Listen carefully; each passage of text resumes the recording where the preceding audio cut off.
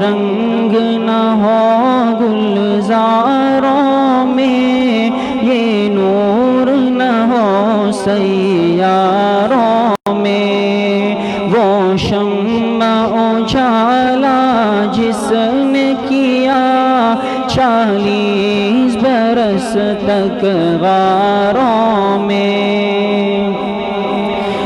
رحمت کی گھٹائیں پھیل گئی افلاک کے گنبد گنبد پر، رحمت کی گھٹائیں پھیل گئی افلاک کے گنبد گنبد پر، وحدت کی تجلی گونج گئی آفاق کے سینہ زاروں میں، وہ شمع اجالا جس نے کیا 40 برس تک غاروں میں، ایک روز چمکنے والی تھی سب دنیا کے درباروں میں، ہم حق کے علم برداروں کا ہے اب بھی وہ نرالا ٹھاٹ وہی،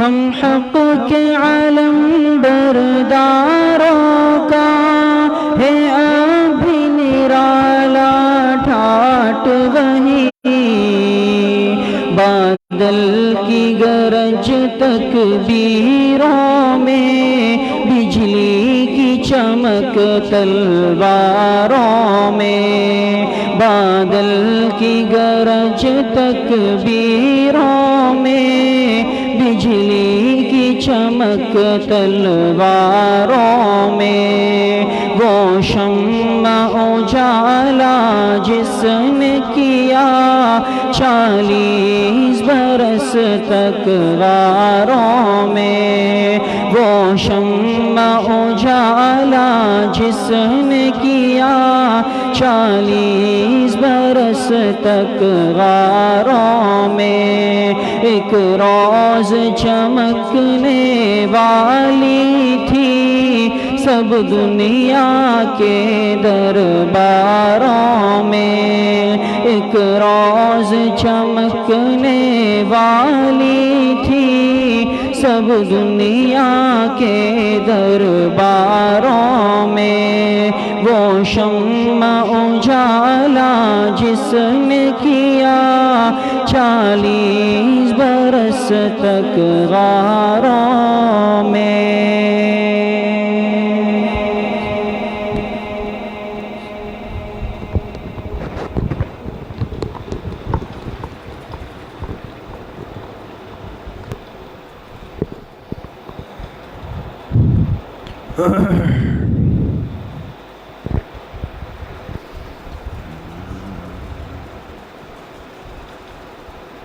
بسم اللہ الرحمن الرحیم، الحمد للہ وکفى وسلام علی عباده الذین اصطفى، خصوصاً علی سید الرسل وخاتم الانبیاء وعلى آلہ واصحابہ الاتقیاء، اما بعد فاعوذ باللہ من الشیطان الرجیم، بسم اللہ الرحمن الرحیم، شهر رمضان الذي أنزل فيه القرآن هدى للناس وبينات من الهدى والفرقان، وقال رسول الله صلى الله عليه وسلم الصيام والقرآن يشفعان للعبد يوم القيامة، صدق الله وصدق رسوله النبي الكريم، اللهم صل على سيدنا ومولانا محمد وعلى آل سيدنا ومولانا محمد وبارك وسلم۔ اللہ سبحانہ و تعالیٰ کا بہت بڑا کرم اور احسان ہے کہ آج 15ویں شب کے ایک نہایت ہی بابرکت مجلس میں جس کی نسبت ختم قرآن سے ہے، اس میں ہم سب یہاں پر جمع ہیں۔ اللہ پاک اس ختم قرآن کی تکمیل کی برکت سے ہم سب کی مغفرت کا فیصلہ فرمائے۔ اللہ کی ذات اتنی مہربان ہے کہ یہ رمضان کا مہینہ اللہ پاک جسے نصیب کرے، ہمارے بزرگوں نے لکھا ہے کہ رمضان اللہ پاک اپنے بندوں کو اسی لیے دیتے ہیں، اور جس خوش نصیب کے حصے میں رمضان کا مہینہ شروع ہو جائے، یہ بہت بڑے نقطے کی بات عرض کر رہا ہوں، جس مسلمان کی زندگی میں رمضان کا مہینہ شروع ہو جائے، اہل اللہ نے، اللہ والوں نے لکھا ہے، یہ وہ خوش نصیب ہے کہ اللہ پاک اس کی مغفرت کرنا چاہتے ہیں، اسی لیے تو نصیب کیا۔ یہ خوش نصیبی اس کے حصے میں آئی ہے، تو آج ہم اللہ کی اس نعمت پر جتنا شکر ادا کرے کم ہے کہ ہر اعتبار سے کمزور ہیں، عاجز ہیں، سیاہکار ہیں، گناہگار ہیں، بھٹکے ہوئے ہیں، لیکن اللہ کے رحم اور کرم کی امید کے منتظر ہیں، امیدوار ہیں۔ اس لیے یہ مجلس بہت قیمتی ہے، یہ راتیں، یہ دن بہت قیمتی ہے۔ رمضان کا ایک روزہ انسان مکمل کر لے، حدیث پاک بہت مشہور ہے، ہمیشہ ہم سنتے ہیں علماء سے کہ حضور علیہ السلام ارشاد فرماتے ہیں کہ اللہ پاک یہ ارشاد فرماتے ہیں کہ الصوم لی وانا اجزی بہ، کہ یہ روزہ میرے لیے ہے، یعنی بندے نے میرے لیے روزہ رکھا ہے، وَأَنَا أَجْزِي بِهِ، اور اس کا بدلہ بھی میں اس کو خود دوں گا۔ تو اس پر سوال یہ ہوا ہے کہ بھئی رمضان کے روزوں کے علاوہ جتنے اعمال ہیں ان سب کا اجر اللہ پاک دیتے ہیں، تو پھر اس کی خصوصیت کیا ہوئی کہ اللہ فرما رہے ہیں کہ روزہ میرے لیے ہے، اس کا اجر میں دوں گا، باقی اعمال کا اجر بھی تو اللہ پاک دیتے ہیں۔ محدثین نے اس حدیث کی تشریح میں بڑی عجیب بات لکھی۔ حضرت شاہ ولی اللہ صاحب رحمۃ اللہ علیہ نے لکھا ہے کہ اللہ پاک نے بندوں کے اعمال کا اجر لکھنے کے لیے فرشتوں کی جماعت مقرر کی ہے، فرشتے طے ہیں، اور یہ فرشتے بندوں کے اعمال کو دیکھ کر ان اعمال کے اعتبار سے اجر لکھتے ہیں۔ اب ہر عمل میں بندے کا کتنا اخلاص شامل ہے، فرق تو اس سے آتا ہے نا۔ بھئی دو آدمی کھڑے ہوئے، دونوں نے 2 رکعت نفل نماز پڑھ لی، تعداد برابر ہے، ہر اعتبار سے دونوں برابر ہے، لیکن جب یہ 2 رکعت نفل دونوں کے نامہ اعمال میں تولیں گے تو اس میں زمین آسمان کا فرق ہو سکتا ہے، اور کیوں ہوگا؟ اگر ایک بندے کی 2 رکعت نفل اخلاص سے بھری ہوئی ہے تو چاہے یہ 2 مختصر رکعتیں لیکن یہ پلڑے کو جھکا دے گی، اور دوسرے بندے کی 2 رکعت اگر اخلاص سے خالی ہے اس سے کوئی فرق نہیں پڑے گا۔ اب بندوں کے جو اعمال ہیں، اس عمل پر اس کو کتنا اجر دیا جائے، یہ فیصلہ ہوتا ہے اخلاص کی بنیاد پر، اور بندے کے اخلاص کو سمجھ لینا یہ اللہ پاک کے علم کلی کے علاوہ اور کسی کے لیے ممکن نہیں۔ آپ سمجھ رہے ہیں بات کو؟ لیکن حضرت شاہ ولی اللہ صاحب رحمۃ اللہ علیہ نے لکھا، اللہ نے فرشتوں کی ایک ایسی جماعت بنائی ہے کہ جن کو اللہ نے اپنے علم میں سے علم کا یہ ادراک دے دیا ہے کہ وہ بندوں کے اعمال کو دیکھ کر ان کے اخلاص کو سمجھ جاتے ہیں۔ فرشتوں کی وہ جماعت، اللہ نے ان کو یہ ادراک دیا ہے کہ وہ بندوں کے اعمال کو دیکھ کر ان کے اخلاص کو سمجھ جاتے ہیں۔ جب اخلاص کو سمجھ جاتے ہیں تو ان کے لیے اس کا اجر لکھنا آسان ہو جاتا ہے۔ وہ تو حل ہو گیا. لیکن ایک عمل صوم اور روزے کا ایسا ہے کہ جس کے اجر کا ادراک اللہ نے فرشتوں کی اس جماعت کو بھی نہیں دیا. اصل حدیث کا مطلب یہ ہے دوستو، حدیث میں مراد یہ ہے کہ روزے کا عمل اللہ کو اتنا پسند ہے. اب جس بندے نے رکھا، کتنے لوگوں نے رکھا، لاکھوں کروڑوں مسلمانوں نے آج روزہ رکھا، ہمارے اخلاص میں کتنی اونچ نیچ ہوگی دوستو، کتنا فرق ہوگا. لیکن اللہ کی شان دیکھیں کہ اللہ فرماتے کہ اس بندے نے میرے لیے روزہ رکھ لیا ہے، اس نے صبح سے کھانا پینا بند کر دیا ہے، غروب تک یہ روکا رہا. اب اس پورے دن میں بہت گڑبڑ ہو گئی ہوگی، اونچ نیچ ہو گئی ہوگی، لیکن اللہ پاک اس بندے کو محروم نہیں کرنا چاہتے. اس کو اللہ پاک اپنی رحمت سے محروم نہیں کرنا چاہتے. فرشتوں کو اللہ پاک نے روزہ دار کے اخلاص کا علم دیا ہی نہیں، اس کو سمجھ ہی نہیں دی فرشتوں کو. لہٰذا جب روزہ دار روزہ رکھتا ہے تو یہ فرشتے اس کا اجر لکھنے سے عاجز ہو جاتے ہیں. اللہ فرماتے ہیں فرشتوں تم نہیں لکھ سکتے. کیوں؟ الصوم لی، اس نے یہ میرے لیے رکھا ہے اور کوئی غرض اور نیت تھی نہیں.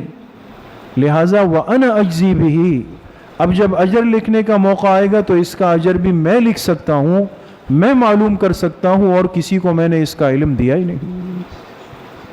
اس لیے میرے عزیزو دوستو بزرگو، ایک ایک روزہ بہت قیمتی ہے، ایک ایک دن بہت زیادہ قیمتی ہے.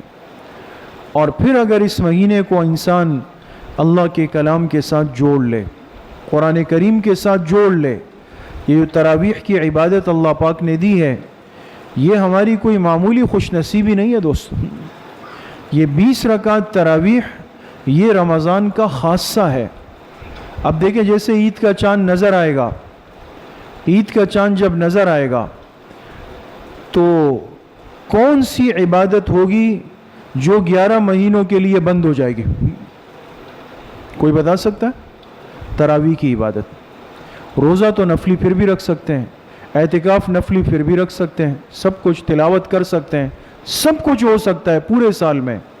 لیکن جیسے ہی عید کے چاند کا اعلان ہوگا، سائرن بجے گا، تراویح بند. اب تراویح کب ہوگی؟ اب آئندہ سال کے رمضان کا انتظار کرنا پڑے گا. آج جس تراویح کو ہم سب سے زیادہ اپنے لیے اللہ حفاظت فرمائے ایک بوجھ سمجھتے ہیں کہ بھئی 20 رکعت ہے، اور پھر حافظ صاحب اتنی لمبی لمبی پڑھ رہے ہیں اور ٹہر ٹہر کے پڑھ رہے ہیں، یہ کیا ہوگا؟ 1.5 گھنٹے لگا دیے، 1.25 گھنٹے لگا دیے. نہیں، ایسا نہیں ہے. یہ تو آج یہ چیز لگ رہی ہے، لیکن جب قیامت کے دن اللہ پاک فرمائیں گے اے قرآن پڑھنے والے آ جاؤ اور اقرا ورتل ورتقی، قرآن کو پڑھتا جا، ٹہر ٹہر کے پڑھتا جا، اور جتنا ٹہر کے پڑھتا جائے گا جنت کے مراتب پہ چڑھتا چلا جائے گا. رمضان کی راتیں تراویح میں کھڑے ہو کر، پیروں میں درد تو ہو رہا ہے، گھٹنوں میں درد تو ضرور ہو رہا ہے، لیکن میرے عزیزو دوستو بزرگوں، ہمارا کیا خیال ہے کہ یہ تکلیف اللہ کے علم میں نہیں ہے. اللہ کے علم میں نہیں ہے کہ میرے اس بندے نے اپنے پیروں کی تکلیف میرے قرآن کے لیے برداشت کی، یہ میرے کلام کو سننے کے لیے کھڑا ہوا ہے، اس نے 20 رکعت میرے لیے پڑھی ہے. بڑی تکلیف ہو رہی تھی اس کو، لیکن پھر بھی اس نے تراویح نہیں چھوڑی. یہ مڑ کے نہیں گیا، چھوڑ کے نہیں گیا، یہ آخر تک تراویح میں شریک ہوا. میرے عزیزو دوستو بزرگو، اللہ جیسی قدردان ذات، کیا اس کی نگاہ سے ہمارا یہ عمل غائب ہو جائے گا؟ اس لیے بڑی بابرکت مجلس ہے جس میں اللہ پاک کے کلام کی تکمیل ہوئی ہے. اس پر ہم اللہ پاک کا جتنا شکر ادا کرے وہ کم ہے.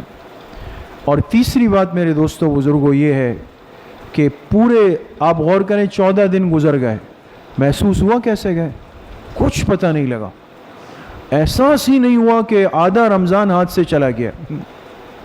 اتنی تیزی سے جا رہا ہے. اور باقی یہ 15 یا 16 دن ہمارے پاس ہیں، اس کی تھوڑی سی قدر ہو جائے، حفاظت ہو جائے، ہم میں سے ہر ساتھی یہ تھوڑی سی قربانی دے دیں. ہم پر اصل میں مصیبت یہ ہے کہ ہم رمضان کے مہینے کو خاص کر لیتے ہیں آرام کے لیے. ہمارا تو ایک مزاج کراچی والوں کا یہ بنا ہے بھئی ہم رات کو سوتے نہیں ہیں، باقاعدہ روب ڈالتے ہیں کہ ہم رات کو نہیں سوتے۔ اچھا جی کیا کرتے ہیں آپ رات کو؟ پھر آپ کیا کرتے ہیں رات کو؟ اگر تو رات کو آپ سوتے نہیں ہیں اور آپ واقعی رات کو 3 پارے تلاوت کرتے ہیں، 500 مرتبہ درود شریف پڑھتے ہیں، تہجد کی 8 رکعت نوافل پڑھتے ہیں، اور پھر تسلی سے بیٹھ کر دعا کرتے ہیں، پھر سحری کر کے مسجد آتے ہیں، تو پھر تو آپ زندہ باد ہیں۔ واقعی پھر آپ کو حق ہے سینہ ٹھوک کر کہنے کا کہ میں رات کو جاگتا ہوں۔ لیکن اگر آپ کہیں میں رات کو جاگتا ہوں، کیا کرتے ہیں؟ وہ 1 گھنٹہ اسمارٹ فون کو دیتا ہوں اور 1 گھنٹہ پھر جو ہے دوستوں سے بیٹھ کر تھوڑی بات چیت ہوتی ہے، اور بس پھر موبائل دیکھتے دیکھتے دیکھتے سحری میں بیٹھ جاتے ہیں۔ تو یہ کوئی کمال کی بات ہے دوستوں؟ اس سے تو بہت بہتر یہ ہے، میں نے اس دن بھی ایک مجلس میں عرض کیا، اس سے بہت بہتر ہمارا وہ مسلمان بھائی ہے جو تراویح سے جا کے کھانے سے فارغ ہو جائے اور وضو کر کے دائیں کروٹ پہ سنت دعا پڑھ کے سو جائے۔ مسنون طریقے پر سو جانا اور مسنون دعا پڑھ کے اٹھ جانا، یہ مسلمان کربہا درجہ بہتر ہے اس مسلمان سے جو رات جاگ کر بیکار بے مقصد کاموں میں گزارتا۔ رات اس لیے نہیں ہے، آرام بھی ہو اعمال بھی ہو، اور پھر فجر کے بعد انسان اشراق پڑھ کے آرام کرے۔ اب یہ نہیں کہ سوئے اور پھر ظہر میں اٹھے، یہ تو سارا دن چلا گیا۔ آرام کرے انسان، ظہر سے 1-1.5 گھنٹے پہلے اٹھ جائے، پھر تلاوت کا معمول پورا کرے، تسبیحات پورے کرے۔ اگر یہ رمضان بھی اسی طرح سو کر اور کھانے پینے میں جا رہا ہے تو پھر تو بات ختم ہو گئی۔ اس لیے میرے عزیزو دوستو بزرگو، ان دنوں کی حفاظت کریں، اعمال میں اس کو لگ کے گزارے۔ دعاؤں کی قبولیت کا مہینہ ہے، جتنے ہمارے دلوں میں ہمارے جذبات ہیں، ضروریات ہے، اس مہینے اللہ پاک سے مانگ لیں۔ اللہ پاک مجھے بھی آپ سب کو صحیح عمل کی توفیق نصیب فرمائے۔ اس مبارک مجلس کو، اس ختم قرآن کی تکمیل کو ہم سب کے لیے اللہ پاک باعث بخشش اور باعث مغفرت بنائے۔ وآخر دعوانا ان الحمد للہ رب العالمین۔ تو الحمد للہ رب العالمین والصلاة والسلام علی سید الانبیاء والمرسلین سیدنا و مولانا محمد وآلہ واصحابہ اجمعین وعلی من تبعہم بإحسان الی یوم الدین۔ یا اللہ یا ارحم الراحمین، یا اکرم الاکرمین، یا ذا الجلال والاکرام، ہمارے صغیرہ کبیرہ ظاہراً باطناً ہر طرح کے گناہوں کو معاف فرما دے۔ یا اللہ اپنی رضا والی زندگی نصیب فرما دے، اپنی معصیت سے، اپنی نافرمانی سے، اپنی ناراضگی سے ہماری حفاظت فرما دے۔ یا اللہ تراویح جیسی عظیم عبادت میں جو قرآن کریم کی تکمیل ہوئی، یہ محض یا اللہ آپ کے فضل و احسان اور توفیق سے ہوا۔ اگر آپ کی توفیق نہ ہو یا اللہ ہم پڑھ نہیں سکتے، آپ کی توفیق نہ ہو اے اللہ ہم سن نہیں سکتے، ہم شریک نہیں ہو سکتے۔ یا اللہ آپ نے اتنا فضل فرمایا، ہمیں سنانے کا، سننے کا موقع دیا۔ یا اللہ مزید فضل فرما کر اس ختم قرآن کو اپنی بارگاہ میں قبول فرما لے۔ یا اللہ سب کی طرف سے قبول فرما لے۔ یا اللہ ہمارے حضرت مفتی صاحب نے اور جو حافظ صاحب نے قرآن سنایا ہے، اور جن بچوں نے یا اللہ قرآن کریم سنا ہے، یا اللہ ان کے سنانے اور سننے میں اخلاص کی دولت نصیب فرما کر، اور یا اللہ ان کو، ان سب حضرات کے لیے اور ہم سب حاضرین کے لیے باعث خیر، باعث بخشش، باعث مغفرت بنا دے۔ یا اللہ اس قرآن کی برکت سے ہم سب کے لیے یا اللہ بخشش اور مغفرت کے فیصلے فرما دے۔ یا اللہ اس کے پڑھنے میں یقیناً کمی کوتاہی ہو جاتی ہے، اپنے فضل و کرم سے یا اللہ معاف فرما دے۔ ساری زندگی یا اللہ اس پاکیزہ کلام سے تعلق رکھنے کی توفیق ہم سب کو نصیب فرما دے۔ یا اللہ اس قرآن کی برکات ہم سب کو کامل درجے میں نصیب فرما دے۔ یا اللہ اس کو اس دنیا میں ہمارا ساتھی بنا دے، موت کے وقت یا اللہ ہمارا ساتھی بنا دے، قبر میں ہمارا ساتھی بنا دے، میدان محشر میں یا اللہ ہمارا سفارشی بنا دے۔ یا اللہ جنت میں اس کی برکت سے ہمارے درجات میں اضافے فرما دے۔ حضور علیہ الصلاۃ والسلام کی کامل شفاعت و محبت نصیب فرما دے۔ ساری زندگی یا اللہ اتباع سنت میں گزارنے کی توفیق نصیب فرما دے۔ اس ماہ مبارک کے ایک ایک لمحے کی قدردانی کی توفیق نصیب فرما دے۔ یا اللہ جو 14 روزے گزر گئے، کچھ ٹوٹے پھوٹے اعمال ہوئے، یا اللہ اپنی شان کے مطابق قبول فرما لے۔ یا اللہ جتنے دن باقی ہے صحیح طور پہ اس کی قدردانی کی، حفاظت کی توفیق ہم سب کو نصیب فرما دے۔ یا اللہ یہ رمضان بڑا عجیب آیا، یا اللہ ہماری مسجدوں کے ماحول متاثر ہوئے، اعمال کے ماحول متاثر ہوئے، ایک وبائی صورتحال پوری دنیا میں بن گئی۔ یا اللہ امت کے دماغ ٹھکانے پر آ گئے، ہمیں سمجھ آ گئی کہ اگر آپ چاہیں آپ کے گھر کے دروازے ہم پہ بند ہو جائیں، آپ اگر چاہیں تو ہم حرمین نہیں آ سکتے، یا اللہ آپ اگر چاہیں تو ہمیں اعمال سے روک دے۔ آج تک ہم سمجھتے رہے کہ یہ آنا ہمارے بس کی بات ہے، ہم اپنے ارادے سے آتے ہیں۔ یا اللہ آج سمجھ آئی کہ اللہ تیرے گھر میں داخل ہونا تیری توفیق کے بغیر ممکن نہیں۔ یا اللہ ہماری سیاہ کاریوں کی وجہ سے ہماری پکڑ نہ فرما۔ یا اللہ مسجدوں کی رونقوں کو دوبارہ سے بحال فرما دے۔ یا اللہ اس رمضان کی برکت سے حرمین الشریفین کی رونقوں کو بحال فرما دے۔ یا اللہ رزق حلال اور کاروبار اور تجارت کی رونقوں کو یا اللہ بحال فرما دے۔ دعوت و تبلیغ کی رونقوں کو یا اللہ بحال فرما دے۔ خانقاہوں کی محنتوں کو یا اللہ بحال فرما دے۔ دینی مدارس کی رونقوں کو یا اللہ بحال فرما دے۔ علم اور تعلیم کے حلقوں کی رونقوں کو یا اللہ بحال فرما دے۔